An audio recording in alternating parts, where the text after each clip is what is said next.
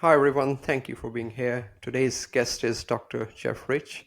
He's a historian, a writer, a former senior public servant, and best known as a creator of The Burning Archive, which is a YouTube channel for exploring history, culture, politics, and the decline and transformation of institutions.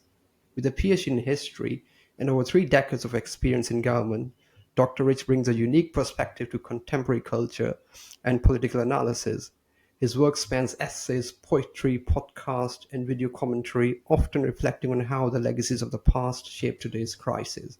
He's also the author of several acclaimed works, including From the Burning Archive, Essays and Fragments 2015 to 2022, 13 Ways of Looking at a Bureaucrat Writing on Governing, and the poetry collection Gathering Flowers of the Mind, Collected Poems 1996 to 2020.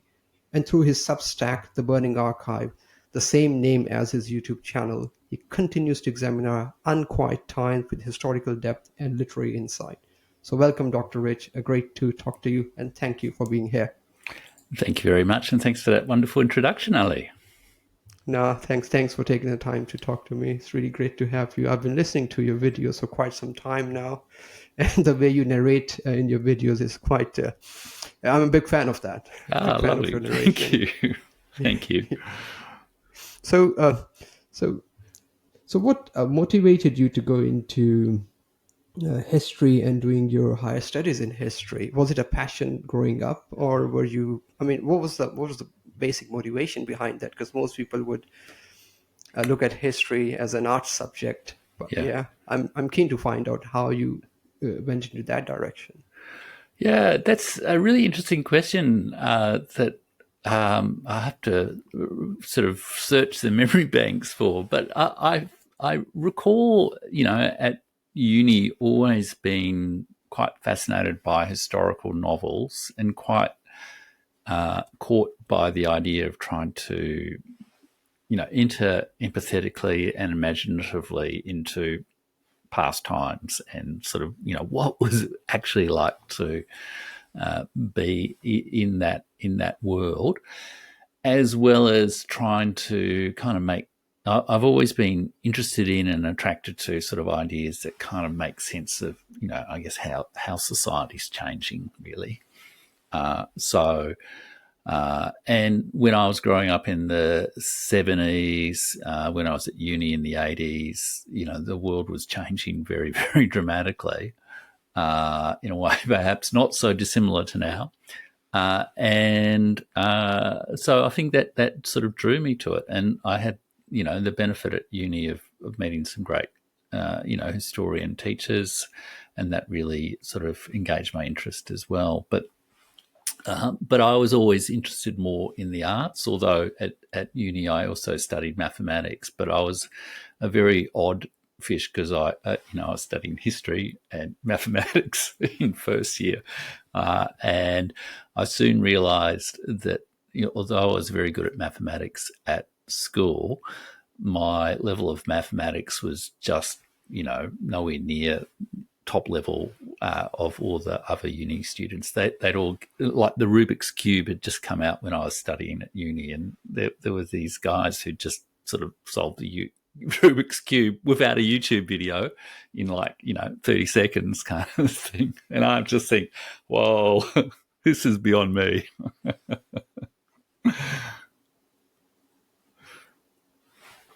Okay, so that's great. I'm a big fan of Rubik's Cube as well. Yeah. I think I've got one. I've got one over here. But yeah, maybe next time. Yeah. That's okay.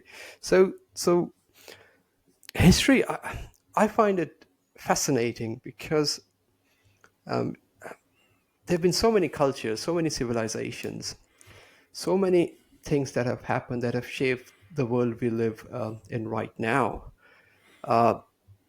Different civilizations going parallel with each other, some colliding, some clashing, and morphing into one. And there have been so many books written by historians. Still, I don't think we learn from history as much as we should have. I think it's because it's in our nature to just keep repeating the same thing and expect sort of different results and think that this time we are right. I guess. Yeah, I mean, history can lead us astray as much as teach us stuff, really, can't it? And I mean, we know that even just in our own sort of individual biographies, like the way in which we tell the story of our lives, can sometimes help us, and can sometimes, we can sort of get stuck in a rut, or we can almost create our own problems by the way in which we tell a story of ourselves, whether it's as a victim or being incapable of something or something like that. And I think it's the same thing with history. And so I guess my approach to learning from history is, the thing about history is it's just about everything that we know is in the past. So it can be, it's an extraordinarily diverse and huge subject. And the kind of history that, often people might have been introduced to at school, or even at, uni, even like, if I think back to some of the kind of historical ideas that were prevalent when I was at uni in the early 1980s. Things have moved on a lot. There's all sorts of different kind of histories being told now. It's not just kind of kings and queens. It's social history. It's cultural history. There's, histories of the way in which the environments interacted with humans over time. And there's also histories not just from, the West and from the Anglophone world, but a much broader set of perspectives on history that actually looks at how, all these different cultures, all these different civilizations have actually, changed, developed a lot over time, but also connected with each other, and, ended up with the sort of strange mix that we all sort of live with now. So I do find it endlessly fascinating for that, but I also think it's partly because, we like to use stories to make sense of the world, and in its essence, history is a whole set of stories about the world that you can kind of connect up in all sorts of different ways. And, stories might sound like a way of diminishing the importance of the knowledge that's contained, but actually stories and narrative is one of the most insightful ways that we can sort of perceive complex patterns in society, complex patterns in human personality, complex patterns in cultures as well. The way in which you tell the story of, like a kind of a quest story tells you something about human psychology in a way that a whole lot of stats on, character personality types does not, So I think in a way that's also perhaps one of the reasons I was sort of drawn to history as a way of trying to make sense of the world, partly through narrative, but also through the many perspectives that are available from different disciplines, but also many perspectives from different cultures around the world.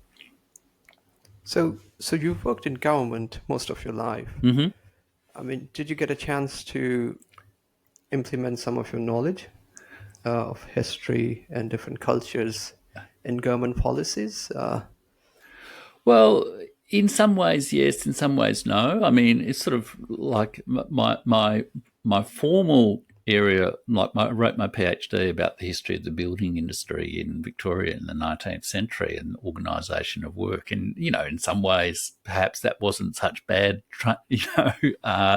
knowledge to gather. Did you cover architecture as well in that? Or? Yeah. Covered architecture as well, yeah. And also, I mean, looked at, I guess, the economic dynamics of the building industry and contractors and what was actually involved in managing a building project. So perhaps that gave me some help in sort of managing public sector organisations. But also, there are many different kind of roles in government that government officials can perform. Sometimes it's just accounting, sometimes it's very complicated policy work, which tended to be what I kind of did.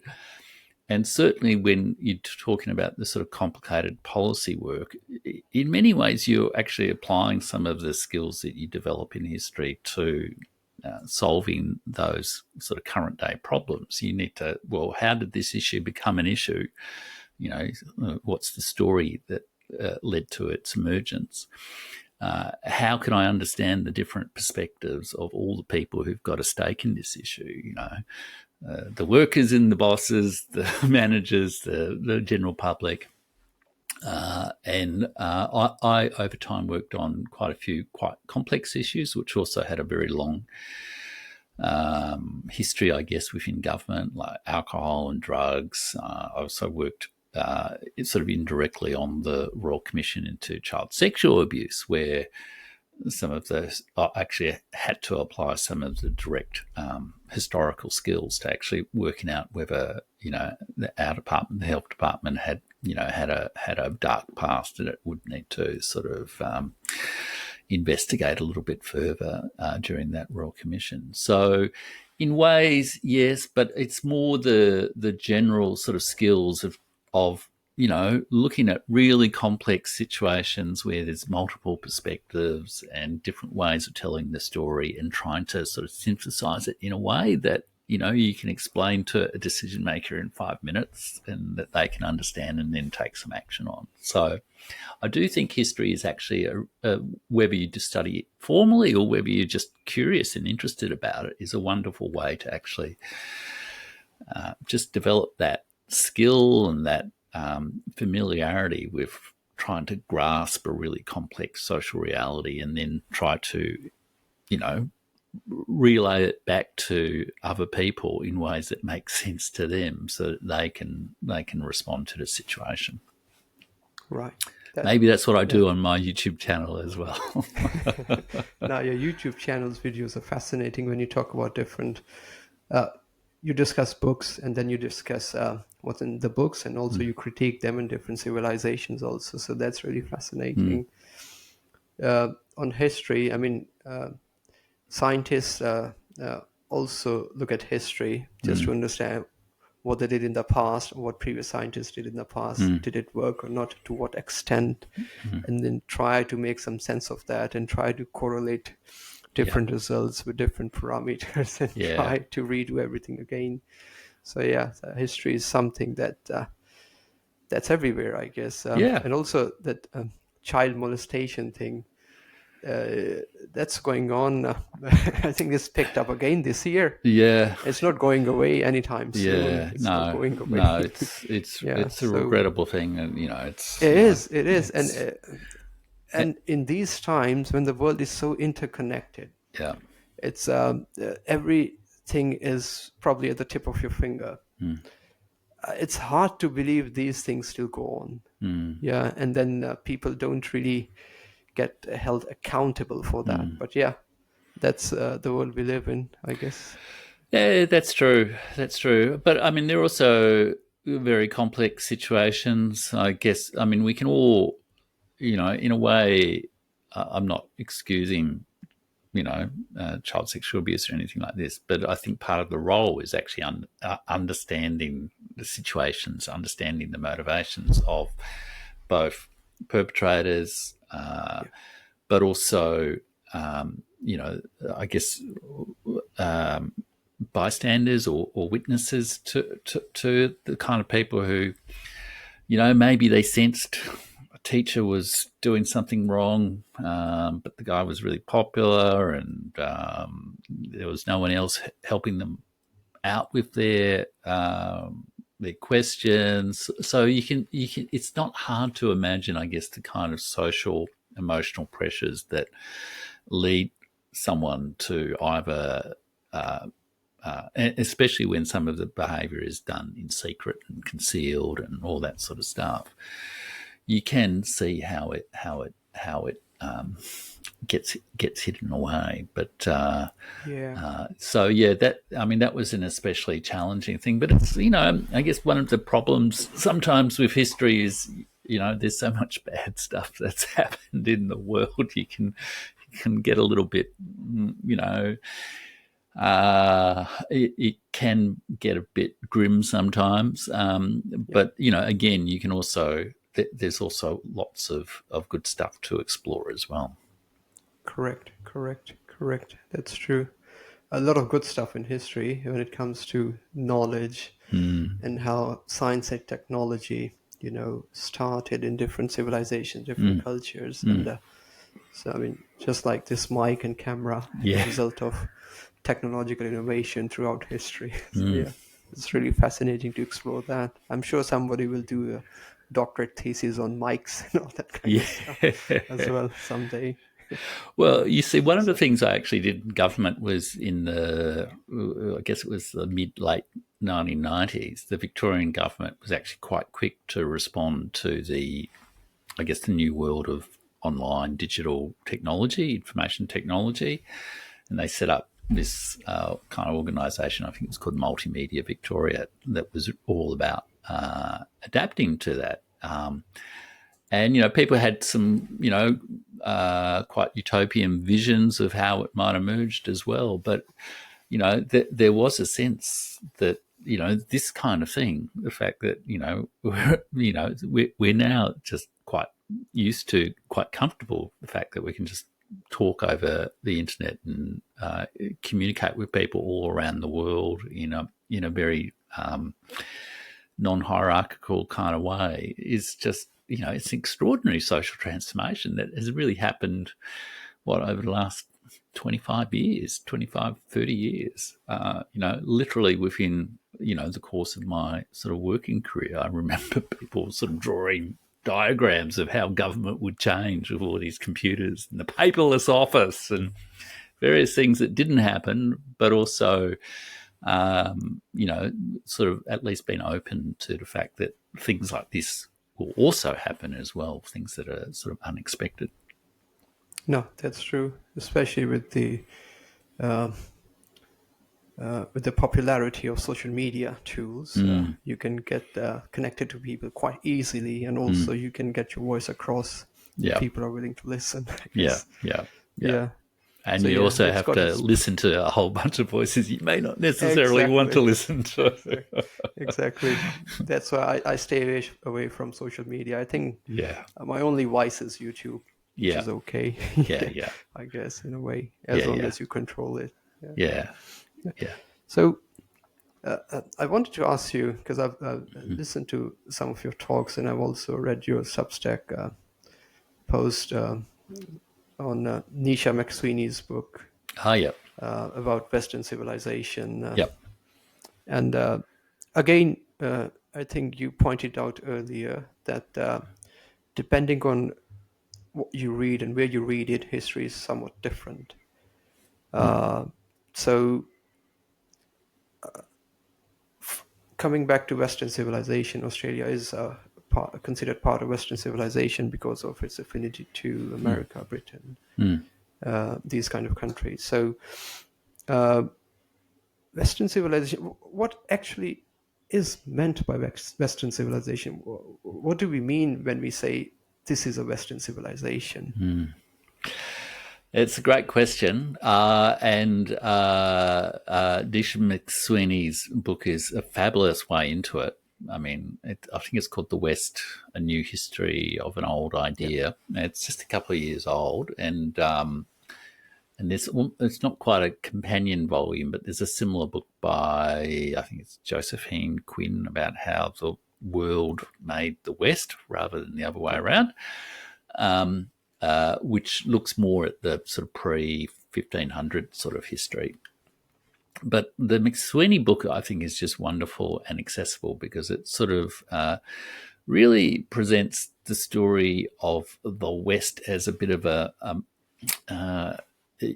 made-up idea that doesn't really fully represent the way in which there's been mutual influence, interconnection, and exchange between multiple cultures from Europe, Asia, Africa, and the Americas over centuries and centuries and centuries. And it's really only quite relatively recently, in historical terms, that it gets consolidated into this idea of the Western civilization. So it's sort of, in a way, a bit of a myth. But the idea of Western civilization itself has two very complicated ideas sort of rammed together. One is the West, which, as you say, like we in Australia are, seen as part of the West. Although usually when people talk about the West, they go, North America, Europe, Japan, and they always forget about Australia.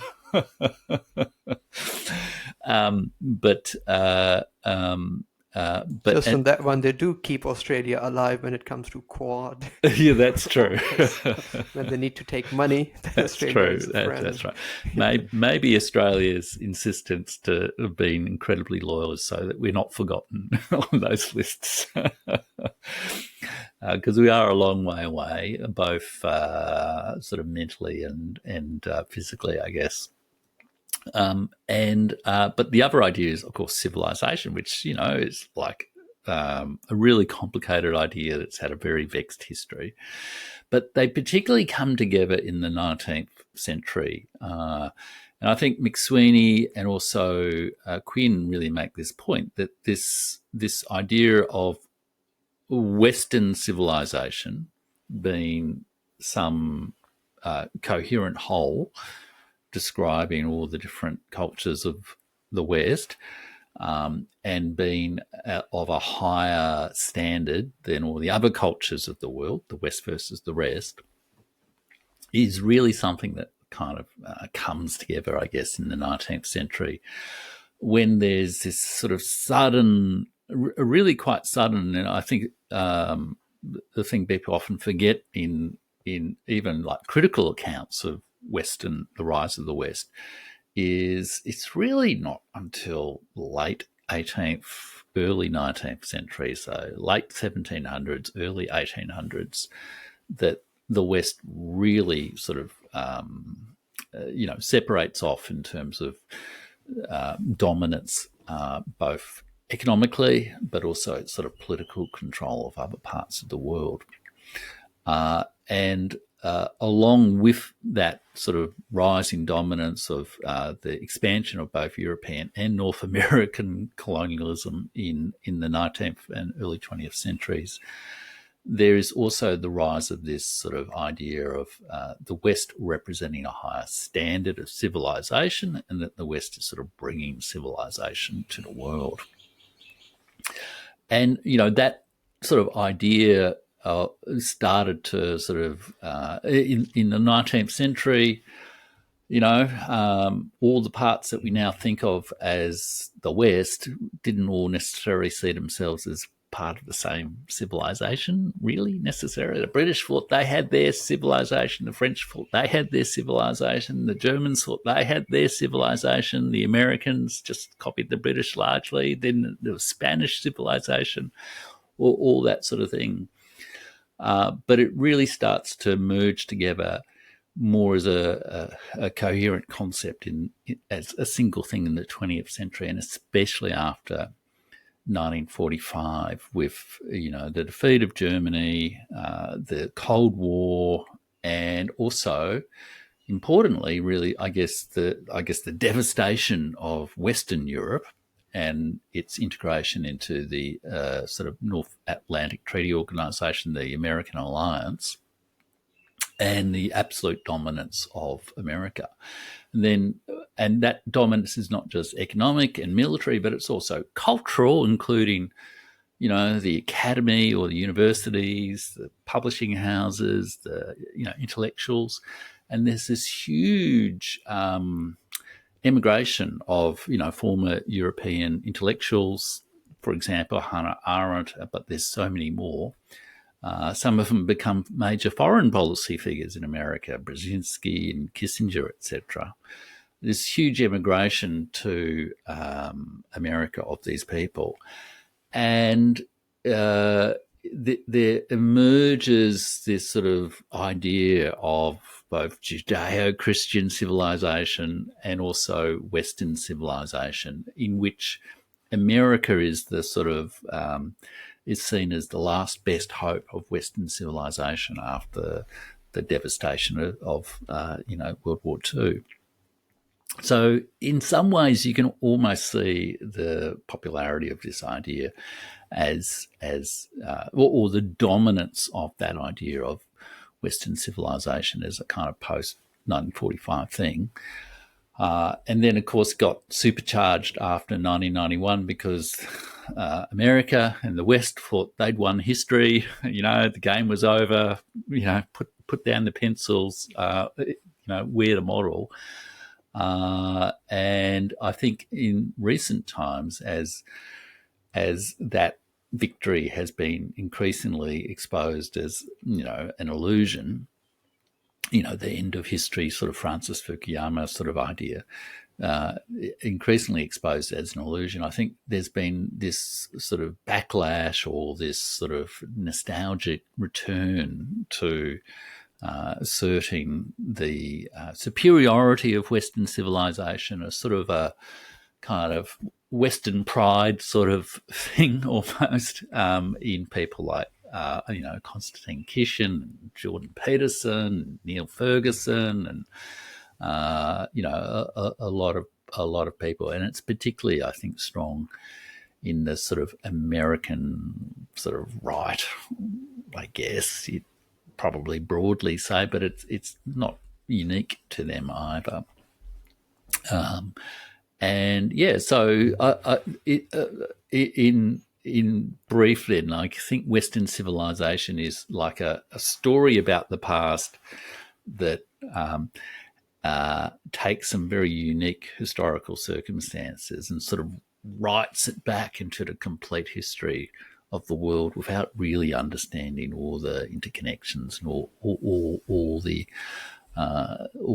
the complexity of it, all the good and the bad, and there was a lot of bad to it, and tells a little bit of a story that really justifies, the current state of affairs, the current dominance of, or the post 1945 dominance of the Western, alliance, pretty much, directly. So it is an idea that's very tied in with colonialism and empires and all that sort of stuff. I guess there's always a desire to look at your past in sort of praising terms. I guess everybody desires, and everybody wishes, that their past was great, I guess. Yeah. And so I can understand people coming from that point of view. Absolutely. So, and, there has, I guess, on the other side, I mean, on the, if we sort of flip perspectives, you could say there has been, arguably a kind of I mean, there was a whole explicit focus in a lot of historical work on what was called subaltern sort of studies. So it's literally like, it's like it's the oppressed fighting against the oppressors kind of thing and overturning the established ideas.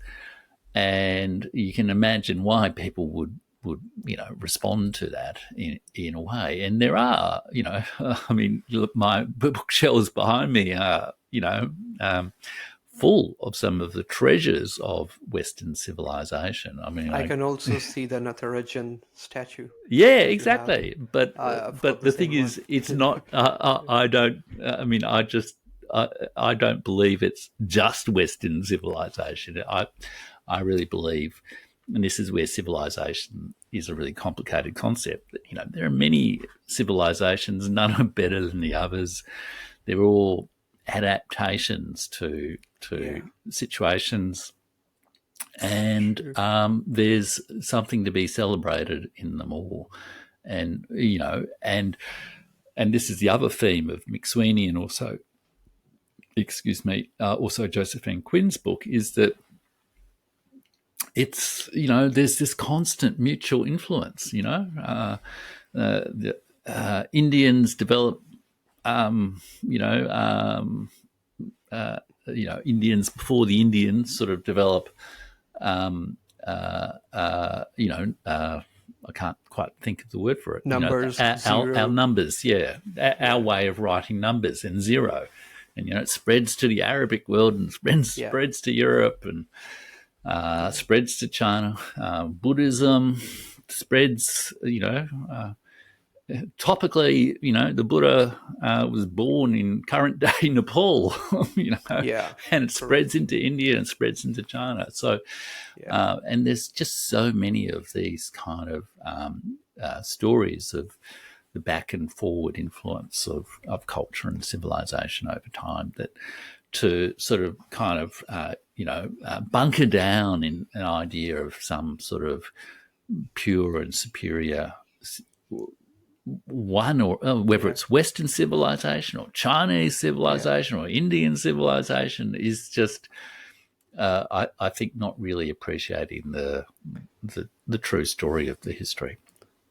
that's true. Because even then, 3,000 years ago, people used to travel Yeah, from one region to another. So yeah, there was bound to be interconnectivity. And you mentioned Josephine Quinn. So Josephine Quinn, rightly so, she's made a point that Western civilization, I think it came about as a result of hybridity and global interconnectivity at that time. And I think she also implied that the claim that the moral values of Western civilization and the technological innovations of Western civilization, for them to be shaped by religion. I think it's severely exaggerated claim and historically not that accurate. But then on the other end of the spectrum, like you've mentioned, you've got Niall Ferguson, got Constantine Chris and Douglas Murray, who argue that these values are exclusive to Western civilization, which makes Western civilization superior, I guess. Rule of law, innovation, technology, global dominance, capitalism. But world was always a capitalist place, ever since it yeah, started. So yeah. yeah, so why why is that we don't that some people don't appreciate the interconnectivity or the contribution of other cultures? Is it because they do want to remain in dominant position and that's just a way of justifying their dominance? That's a really interesting question, isn't it? I mean, I think there probably is an element of that. Uh, you know, um, at, I guess there's also an element of it's sort of there's this idea now of civilization states, like India and China are not just nation states; they're civilization states because they've got a ancient culture and a kind of influence beyond the current borders of their state, and I guess a way of thinking that is distinct and different to the West. But you could almost sort of see the West also as a civilization state, really. I mean, in a way, it develops in that way. And so, and what states do is, they claim, they don't demand, but they draw out loyalty from the population, belong to our identity as a nation state or as a civilization state because, it's the old them and us sort of stuff. We're better, you're whatever. So I do feel there is an element of that as well, especially like with the Neil Fergusons and the Douglas Murrays and co's. They're sort of saying, let's stay loyal to this sort of concept of the West as a civilization state. And equally, I guess India and China are saying, well, we've got our own way, and Russia and the Islamic world and Latin America, etc., are all saying we've got our own way of doing things as well. We'll take innovations wherever they come. So Yeah, I think I do feel there is a bit of that, and I guess people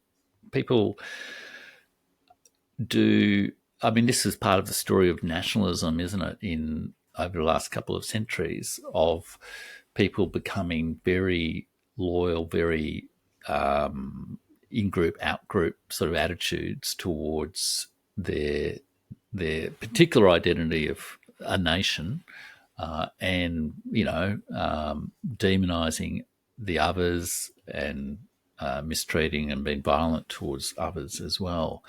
So I feel in some ways it's a kind of a cultural, it's a more cultural form of that sort of group loyalty.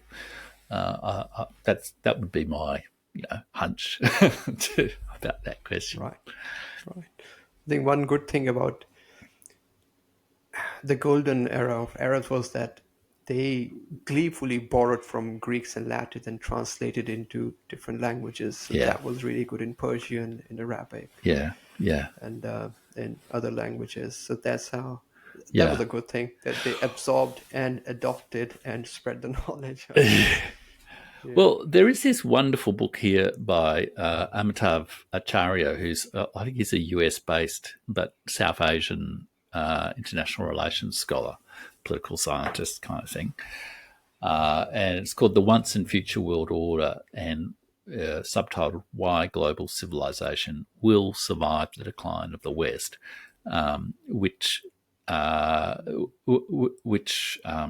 really makes makes the counter argument to Ferguson, Douglas Murray, and all those kind of people, and saying, well, the West is not best.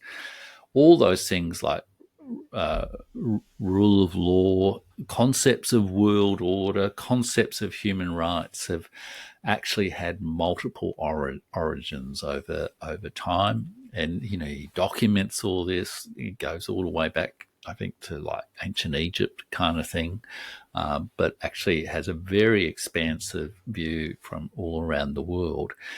And even, people constantly talk about the American-led international liberal rules-based order post-1945. He also documents the way in which key aspects of that were actually created by not the West, by the rest, by people from India, people from South America, people from Africa, even to the point of, I think he talks about the kind of controversial humanitarian intervention right to protect things, which is often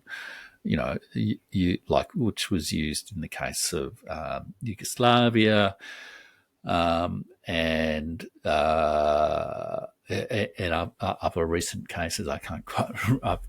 They've just slipped my mind at the moment. But it's often controversial and seen as a excuse invented by the West to limit the sovereignty of other countries. But he also explains how it really has its origins in African states who were quite distressed about the kind of communal violence that was going on and wanted a way to intervene within Africa, but and things develop in a different way.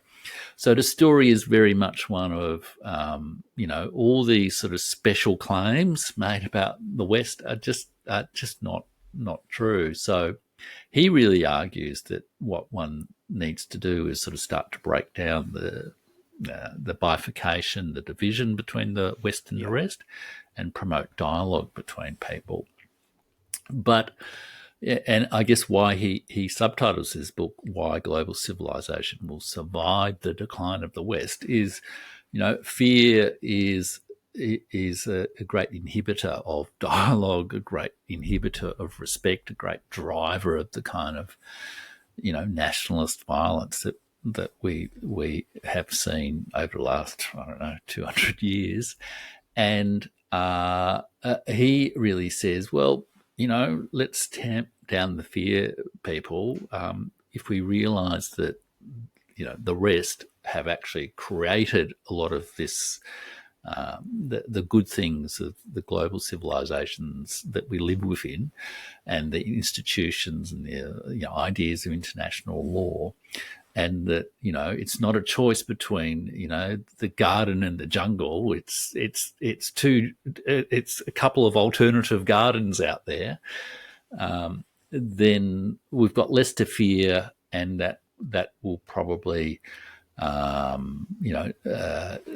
reduce some of this sort of resentful backlash that I see, at least in the people like Neil Ferguson, but also the kind of people who are marching on the streets of London over the weekend, against migration.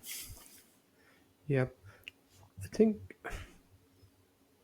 and I can sympathize with the people who are marching in London and other parts of England, because obviously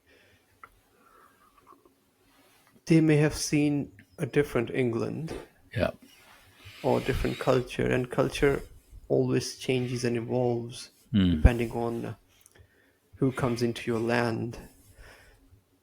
My take is that obviously, for example, I'm an immigrant over here in Australia, but I came probably more than 20 years ago. Yeah, so long. So still working on my accent, which is a mixture of everything where I've studied. Well. So I guess, but yeah. So when I came to Australia,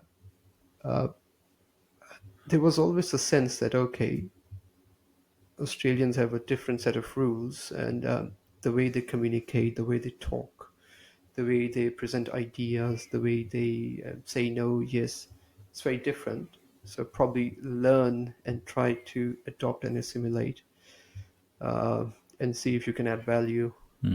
So that's the sort of thinking most immigrants have when they come to a different country, for whatever reason, for a relationship, for education, for better career, or just for lifestyle, I guess. So I can sympathize with those people in London.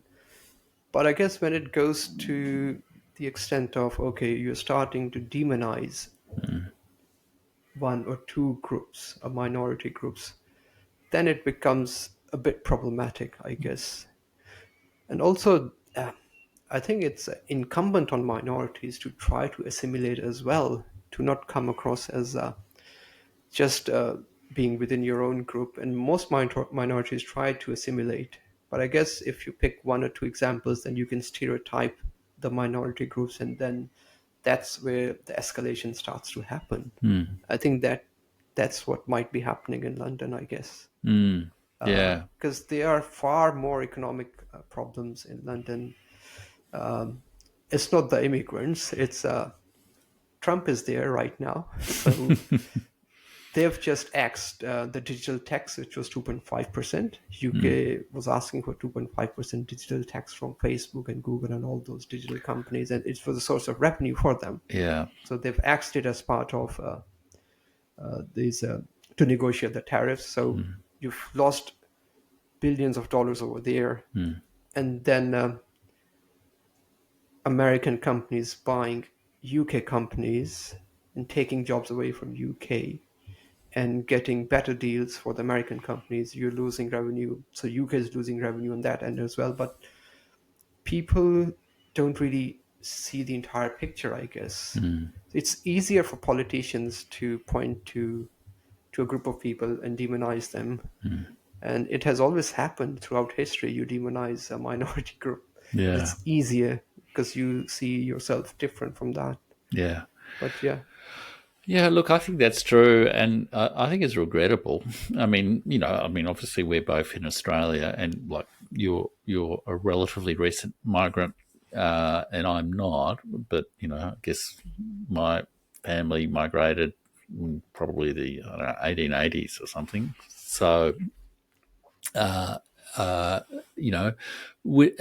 interesting. Like late 19th century was amongst the largest period of migration across the world that there has ever been. And it was sort of like, I guess, the opposite of what the people in London are complaining about right now, which is, it's the Europeans going off to other parts of the world, like Australia, but other parts of the world, a lot of them going to North America as well. But I do wonder sometimes whether Australia could, I mean, I often find it quite hard to understand some of the resentful demonisation that does seem to occur in a lot of the political discussion in Europe and in North America about sort of migration issues. Because, as you would almost certainly know, in Australia, like I can't remember the exact number, but I think it's over 1 in 2 people. So, half the population have at least one parent who's born overseas. And I think the direct proportion of people who were born overseas is around about a third from memory as well. And they're not all Brits and Europeans. In the most recent stats, if you people born in India now resident in Australia is the second largest group, but they're just about to overtake Britain. And some of the protests in Australia recently have, I guess, picked up on that sort of issue. But to me, that kind of stuff has never really taken in Australia, that because it's so much part of our everyday social experience, people are pretty well adjusted to living with people from multiple backgrounds in a way that just simply doesn't seem to be the case in Britain, even though our level of migration is like 2 to 3 times what's occurring in Britain, and more culturally diverse as well. So I really feel the as you say, there's just too much of the demonisation stuff going on in Europe and Britain, and it's made more toxic by the sense of that sense of decline and all that sort of stuff. But there is a kind of sort of bratty sort of it's our time now sort of emotion to it all, which I just find bizarre, and it's something I noticed just in some of the YouTube channels that I follow and my viewers follow as well. You get these really odd assumptions about migration and multiculturalism and things like that, which are just so different to the kind of basic day-to-day assumptions. And I'm obviously not saying that Australia's perfect or we haven't we're without prejudice or flaws, but the basic sort of default settings of social life in Australia is person next door's from Taiwan, person across the road's from Russia, from there to Yugoslavia, a couple of Africans there, South Asians there. It's just and no one's sort of acting, people retain their culture and their identity as well. They don't just totally sacrifice it. As you say, they adapt to the way things are. But it's quite a puzzle. But I do feel in a way this is one of the great strengths Australia could bring to even maybe helping the West adapt to a multipolar world, because it's so ingrained culturally here that there's many cultures and they've all got virtues, and we can find ways to live in a multicultural world. Why can't we do that in our international diplomacy as well, rather than just be salute Uncle Sam every day? Yeah, I mean, wisdom is very different from power, I Yeah. guess. So Yeah. Australia is multicultural and multiracial as well. You Yeah. just have to go to Melbourne CBD and just walk Mm. for 2-3 minutes on Swanston Street. You will see Mm. different. Mm. There's Greek restaurants on Bourke Street, Mm. Italian cafe shops Mm. on Lygon, and Italian Mm. pizza places on Lygon Street. Mm. Some of the Swanstons been taken up by the Asian food restaurants, Indonesian food restaurants. Mm. It's very multicultural, Mm. multiracial. Mm. Everybody seems to be okay with Mm. that, I Mm. guess. Mm. Uh, I've, I found when I went to Britain, I mean, I didn't find, and I went last year Mm. when there were protests happening in Manchester against Mhm. immigrants, but I was fine with it. I mean, I went with my family, so yeah, I didn't have any problem. I went to London as well, didn't have any problem. There were a Yeah. lot of phone snatchers there on electric bikes, Yeah. and police was not doing anything other than that. Yeah, didn't have any problem with any of the Britain people over there as well. Most of the, I think, so. I think to me it feels like most of these problems are severely exaggerated Mm. to put certain people in the limelight as well. Mm. In Australia, I've had, yeah, when I went to New Zealand, initially I could see people either being curious, because New Zealand doesn't really get that many immigrants, or didn't used to get that many Mm. immigrants when I went there. People being curious or people being resistive uh, to my personality, but they got over it pretty quickly. Uh, in Australia, I felt positive racism, if there's such a term, because Mm. when I was a student going to Melbourne University, tram ticket checkers would come and wouldn't even ask me for a ticket, ask a person sitting next to me for a ticket. And that Mm. happened 3 times. Mm. And one of them said, "No, I know you have a ticket." I said, Mm. "Okay." Mm. Mm. So again, when they do alcohol or drug tests on the roads, Mm. couple of times they just refused. I mean, they didn't refuse. They say, "Yeah, you're good to go." Yeah, yeah, yeah. Yeah. I'm not going to waste But the test kit with you. behind me, a car in front of me, they were testing everybody. I said, "Okay." It doesn't really say on my Sort of face that I don't pick up the drink. skips, as was I sometimes know. known. I don't know what that was. Yeah, so I've sort of felt positive racism. Yeah.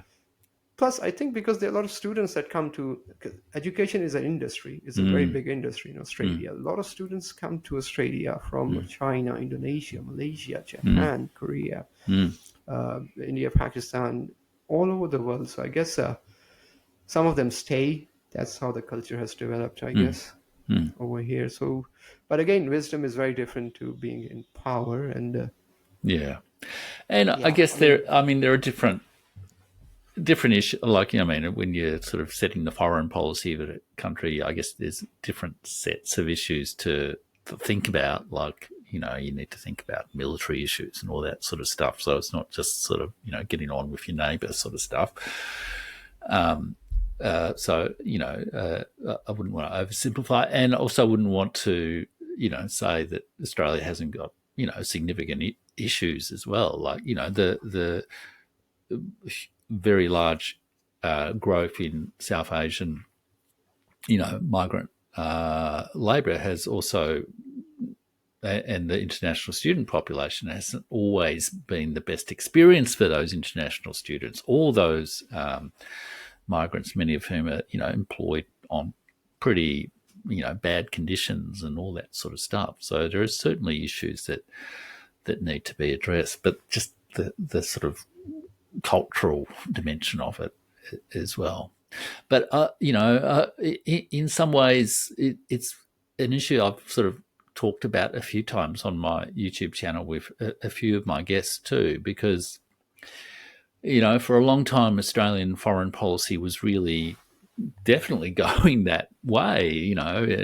Asian century and all this sort of stuff. But over the last 10 years, it has sort of taken a different turn.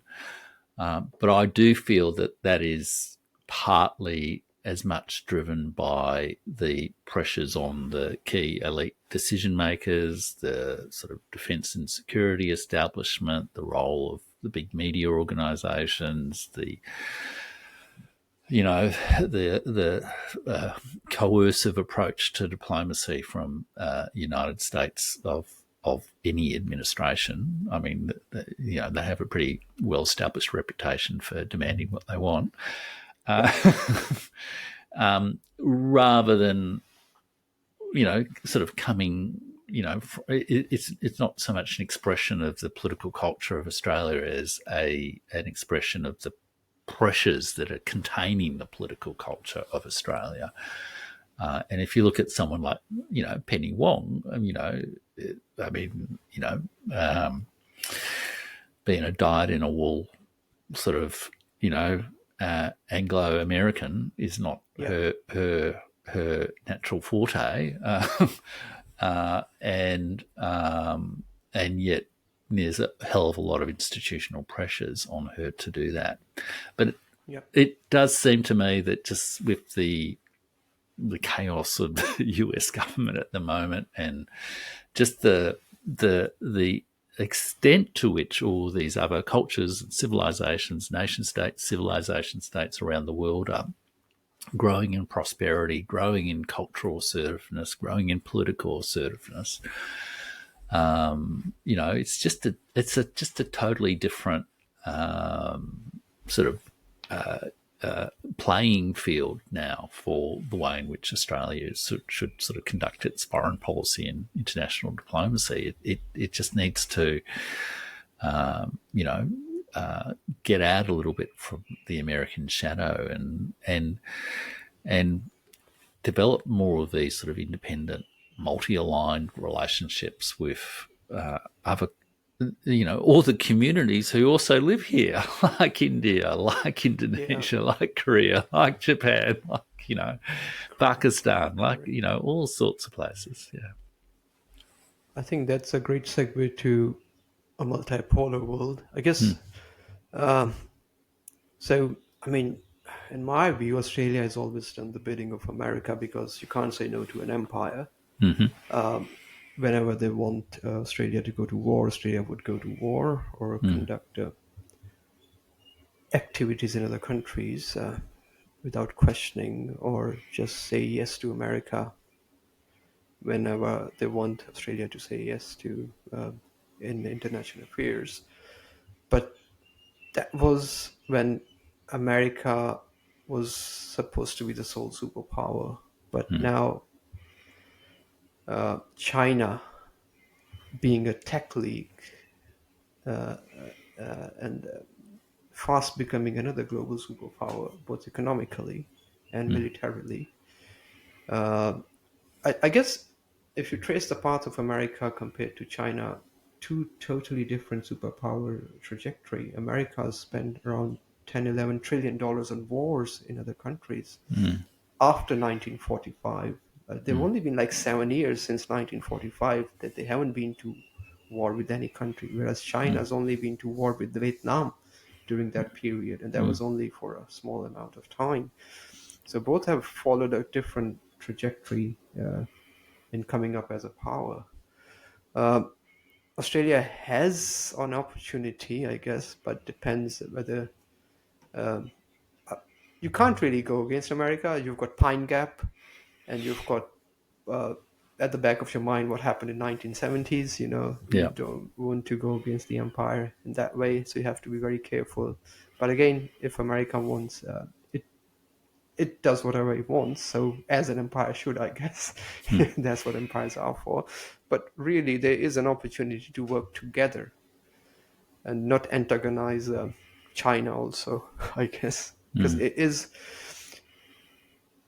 a tech lead also, and being a tech lead matters a lot more nowadays now compared to 500 or 600 years ago. You control everything, just like Google, Apple, Microsoft. They control one ecosystem. You've got Chinese ecosystem as well, and they control everything. And you can't be in the middle of two. I mean, I'm not sure how much diplomacy you can do, but I guess tracing the path of Chinese rise, they had their own civilization, and they were very proud of it, and they have invented quite a bit of stuff in the past. And talking to some of the Chinese historians, they, I think their strategy is to be quiet and just keep working, and stuff will happen as long as you've got good policies. And I think that's why they have regular 5-year plans focusing on EVs, renewable energy, and now AI, and now chips and all that kind of stuff. And they have been very diligent in achieving all that kind of stuff. So how do you see all that, the clash of Western civilization with Chinese as a global power now? Because Western civilization has always clashed with others, even within itself. Because Spain was a dictatorship since till 1970s. Germany was clashing with UK and America. So they have clashed among themselves as well. But now it's Western civilization. If you accept, okay, Niall Ferguson, Douglas Murray's argument, so there's only one West. Now you've got China. Are they going to clash, or they're going to try to work together? Well, I feel that the West is too the idea, the identity of the West is too weak and unpersuasive. Let's say now culturally has lost its sort of cultural energy, so it can't really, to use a sort of a vague term, if I may, it can't really hang together in the way that some of its sort of defensive advocates want it to, and that over time the West, as a sense of a collective single actor in the world, will start to break apart.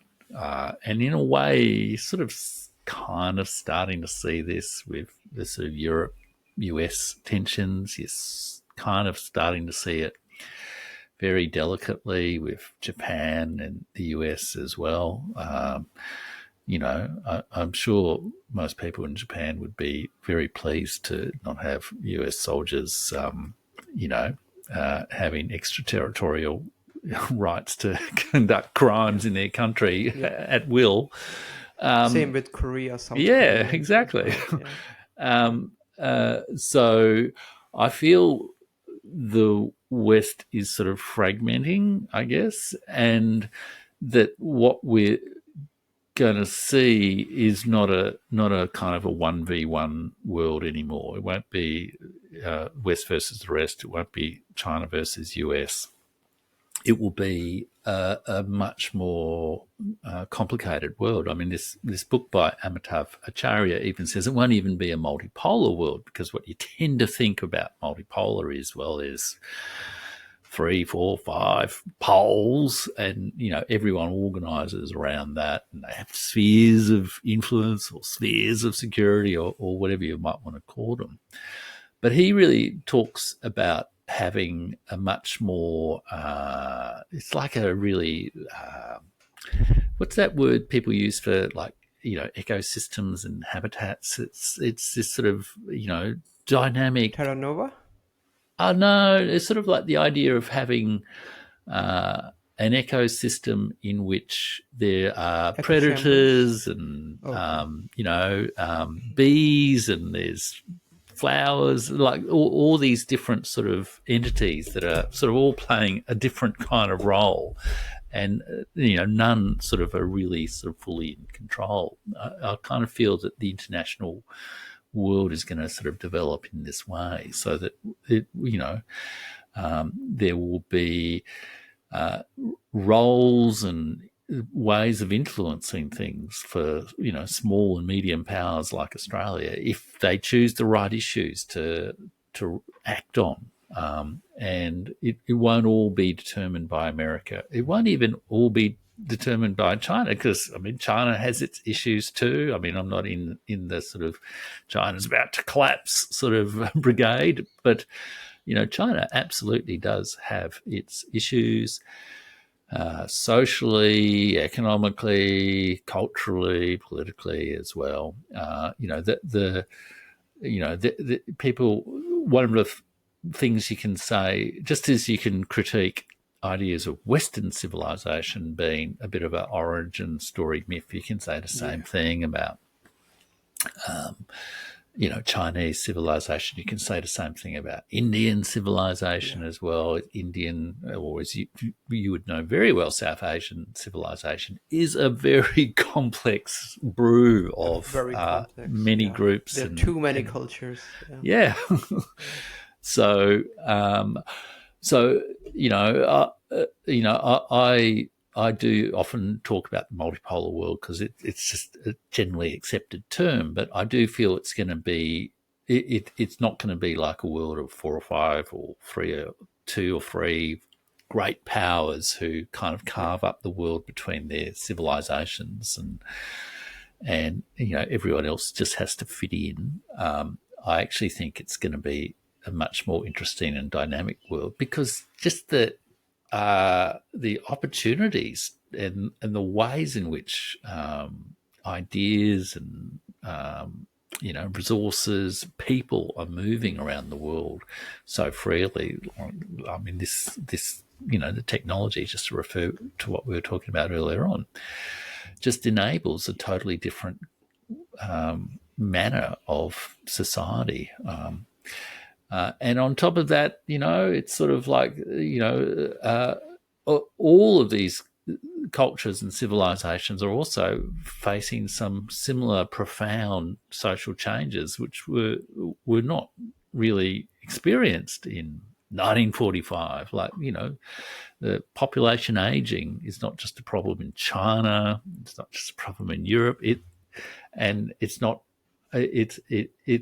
issue that occurs across the world that has positives and negatives. I mean, we sort of live older. We have, however many more years of life than we did a century ago, really quite a large number of years of life.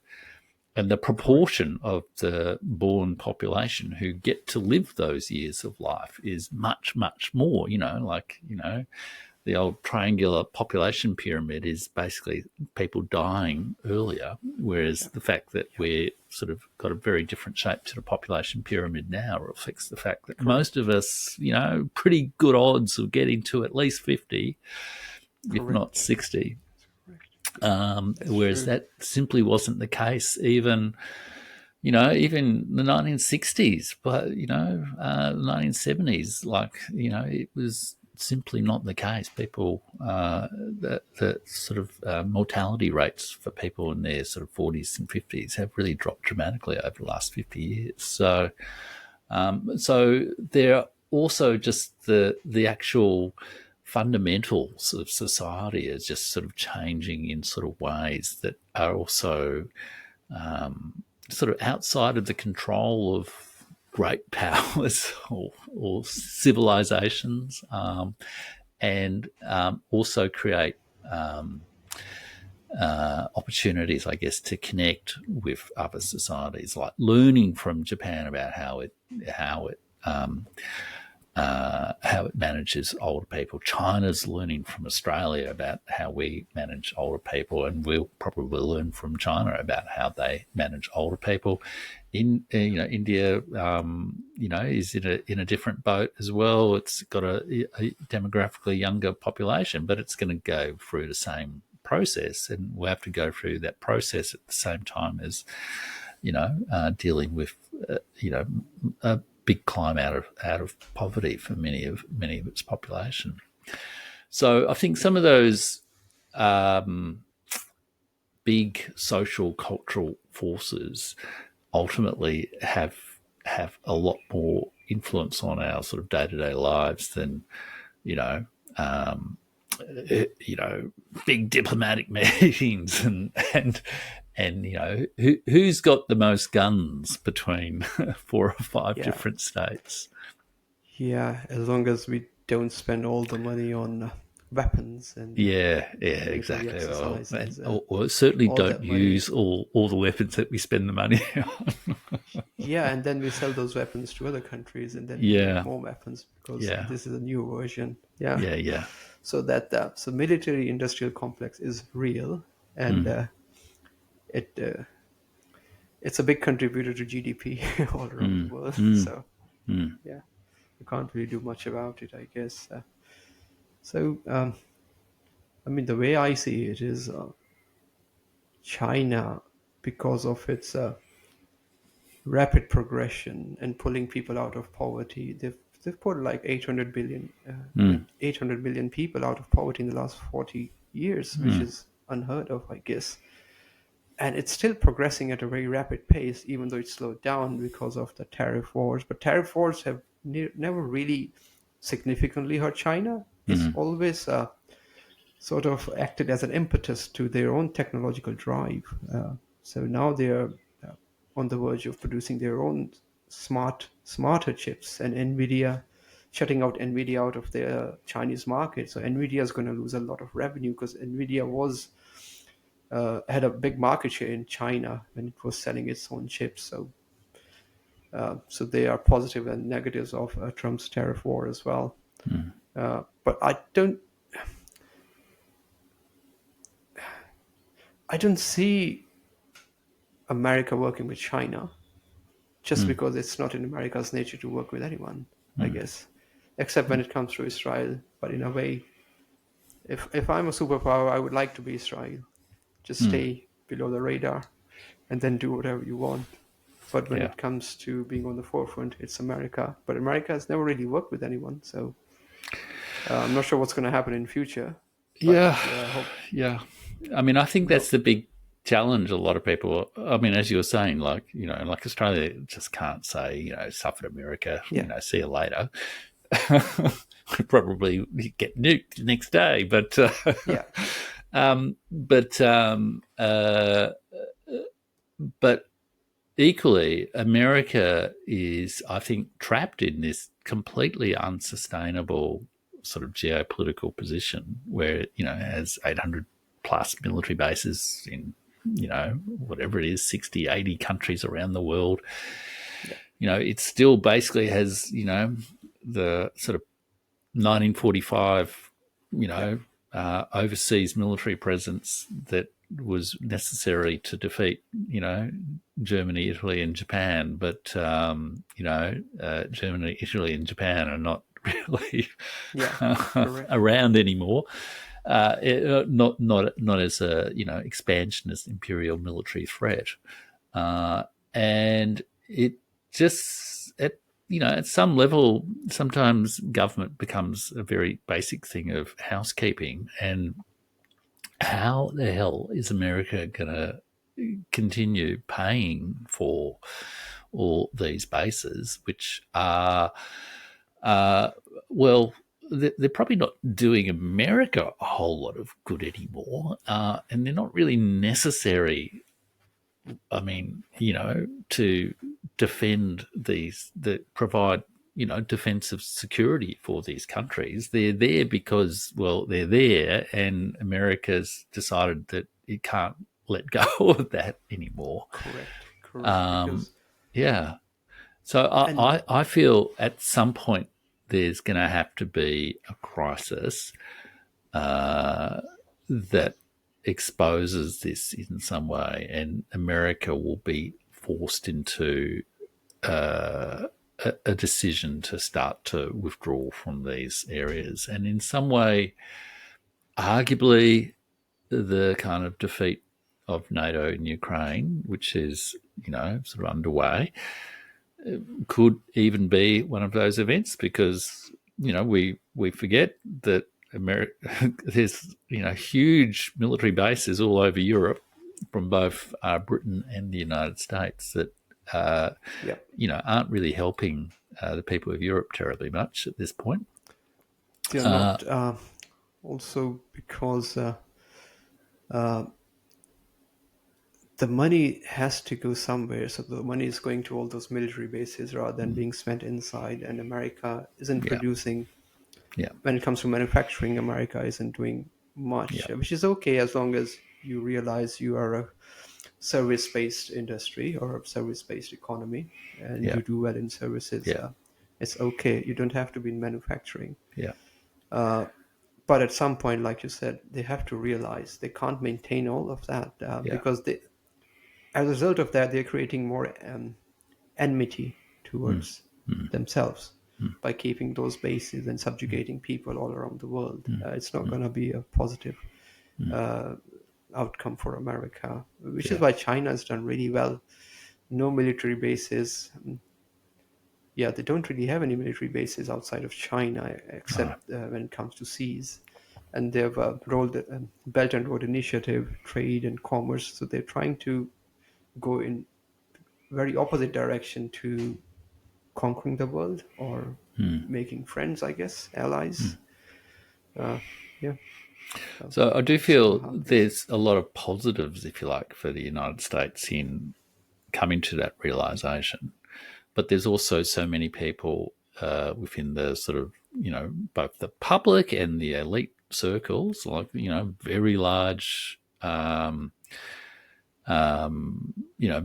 direct military, like in the army, navy, etc., plus the sort of related sort of government defense. Like a huge proportion of government employees in America are actually or the United States of America are actually in kind of defense related functions.